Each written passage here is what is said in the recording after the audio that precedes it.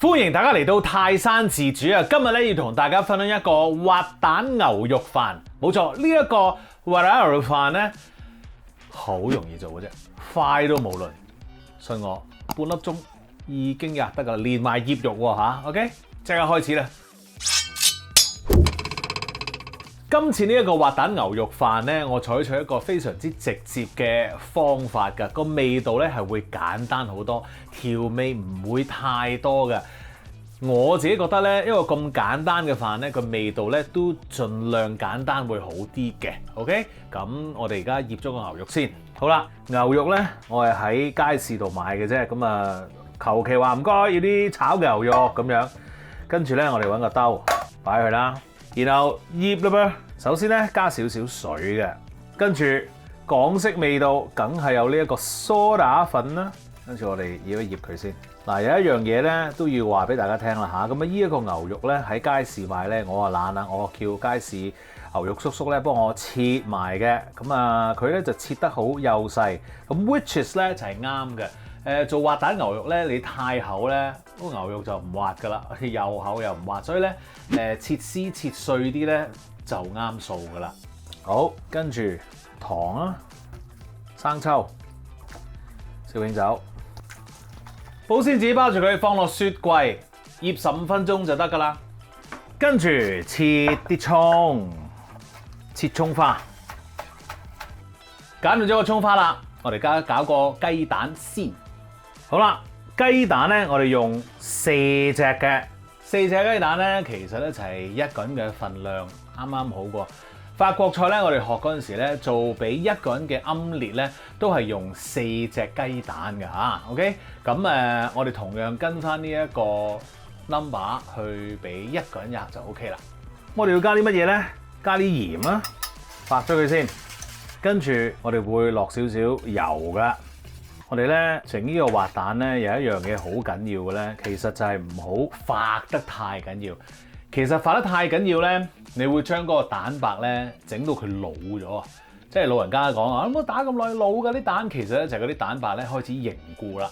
因為你其實打緊嗰陣時咧，你都叫做煮緊佢嘅係，因為有熱力出現咗啊嘛。因為你打嗰陣時係磨緊噶嘛，咁於是乎你一路係咁去搞咧，搞得太犀利嘅話咧，嗰啲蛋白就會凝固起嚟啦，咁跟住個蛋咧，你點煮都老噶啦，係明唔明白？好嗱，咁我哋咧搞下佢，跟住咧用你個發蛋器咧抄鬆嗰啲蛋白，唔係咁樣死打，反而係抄鬆佢。OK， 搞掂啦喎，咁啊等個肉醃埋咧，我哋就 ready to go 噶啦。牛肉已醃好，煎 pan 亦都燒熱，我哋落啲油先。用緊咧就係呢一個中大火啦，然後咧我哋落咗啲葱先嘅，又唔係落晒喎，我落一半，咁啊盡量咧落啲葱把。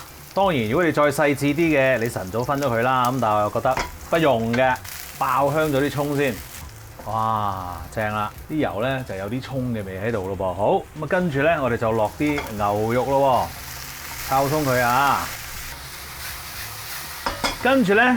你就落一個芡啦，咁啊呢一個芡咧，其實已經係有啲木薯粉喺入邊，我就用咗雞湯去開嘅，倒落去，等佢煮滾啦，跟住咧你就落個蛋咯，撈一撈佢，落埋剩低嗰啲葱，熄火，跟住咧由佢喺度咧，再煮多大概30至45秒到嚇 ，OK， 跟住你就可以上碟噶啦。飯咧經已預備咗啦，嚟啦喂！食嘢啦！哇嗱，頭先講過咧，我一個材料我會加嘅咧就係油葱酥，即係炸咗嘅乾葱頭啊！哇，正！我覺得加落去嘅啫 ，OK？ 嚟啦喂！正！